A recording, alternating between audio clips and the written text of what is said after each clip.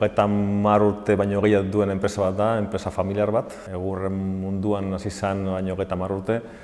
Gehien bat baserriak konpontzen eta baserriak teilatuak egiten. Hori izan egoinen oinarria, horrela zen, hasiera batean oso egoera tradizional batean. Gero Europan eta munduan zer zebilen ikusita, hasi izan ja ingenieritza eta industrializazio bat egiten. Goingut Group da eraikin munduan egurrez lantzen duen enpresa bat. Eraikuntza industrializatu bat egiten duen enpresa bat, egurra oinarri eta bezala daukana. Egoinak 170 langile ditu, 30 bat, 35 bat ingenieroak eta arkitektoak dira. Eta gehien bat hor jartzen dugu indar gehiena. Gure bezerori laguntzen nola diseinatu beraien eraikuntza egurrean egiteko eta era industrial batean egiteko. Egurra beti ikusi da bigarren niveleko material bat bezala eraikuntza munduan.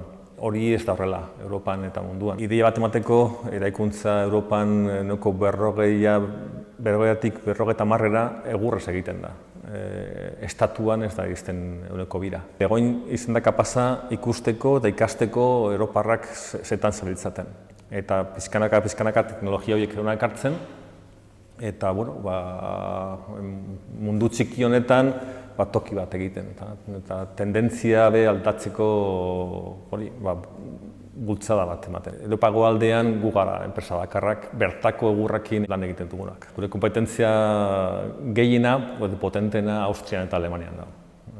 Horrek dira multinazionalak dira eta beraiekin bat egurrezko produktua saltzen duten multinazionalak dira. Beraientzat ez gara enpresa garrantzi bat izan orain arte, hasi gara oso garrantzioak izaten. Daukagu desbentasun handi bat, gu eraikuntzak egiten ditugu. Gu ez gara egurrezko produktuak saltzen ditugun enpresa bat. Eraikuntza bukatzen dugu. Beraientzat referente handi bat gara. Ze beraiek ezin dute guk eman dugun pasua eman. Azkenean bilatuko ziren bere bezeruen kompetentzia. Enpresa honek balore asko duk horretan oso ausartak izan dira. Gauzak aldatzeko, kontrako zegoen mundu baten burrukatzeko. Eta beraien produktuak eta teknologiak sartzeko hain merkatu txiki batian. Eta ez bakarrik sartzea, zegoen erreza da. Orain sostengarritasun munduan egurra modan dago. Baina ez da horrela sekula izan. Erresuma Batuan edo Frantzian edo orain gabiltza Bahamasen proiektuak egiten edo Marrokosen proiektuak egiten. Bezeroak Bahamasetik etortzea gugana, guk beraien eraikuntzak egiteko, arro sentitzeko. Bai, ematen dio oso nortasun berezia. Lehenengo, enpresa familiar bat izatea, enpresa euskaldunat izatea. Eta gero bertako jendeekin oinarroi sortzea. Hemen familia bat dira. Ez bakarrik enpresa familiar dago, jendea familia bat. Danak ezagutzen dira, danak gerrinkakoak, ondarrokoak, lekeitzekoak jendea dira. Eta ez dira bakarrik langileak, artean oso laguna dira. Hemen lehenengo hizkuntza da, jendean artean euskaraz hitz egiten du, erraztasuna euskaraz hitz egitea da, eta hemen oso presente da euskara. Bai kultura aldetik eta bai balore aldetik. Eta hori zaintzen eta potentziatzen egiten gara. Gure hizkuntza euskara eguneroko lanean klabea da, gero ingelesa menperatzea, kanpora joateko ezin beharrezkoa. Askotan pentsali dela burruka bat hizkuntza artean, eta ez da burruka bat. Zenbat hizkuntza gehiago hitz egin eta landu, aberatsa bihurtzen da, bai enpresa eta bai gizartea. Agi izan behar dugu, euskara horretan dela izugarrizko potentziala. Oso horreza da hitz egitea austriakoekin edo alemanekin, ze beraiek menditi datoz.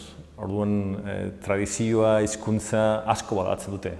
Hona datozenean, ez da bakarrik natxituko paraje ikustea eta ze toki polita, beraientzat euskal enpresa bat ikustea, beraientzat oso garrantzi handiko gauza bada. Oraintxe bertan, euskara kanporaronean izugarrizko balore ematen diote kanpoko jendeak. Euskal kulturaren barnean zaintzea, kultura potentziatzea oso balore handiko gauza bada. Eta ikusten dut bezeroekin, eta ikusten dut kompetentziakin. Esango eman daukazela bi garrantzi. Bata da enpresaren apostua, eta hori merkatuan ezagutzera emateaz da, egoin apostua euskara da, era berean gure balorea bat izan da, jendeak jakin dezan.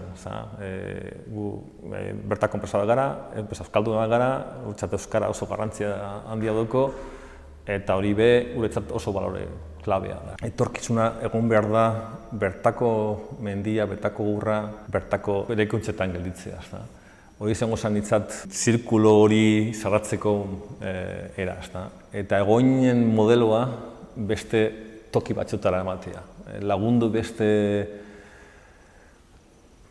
toki batzutara beraien mendiak, beraien zuhaitzak zaintzeko eta balorean jartzeko erainkuntzak egitea.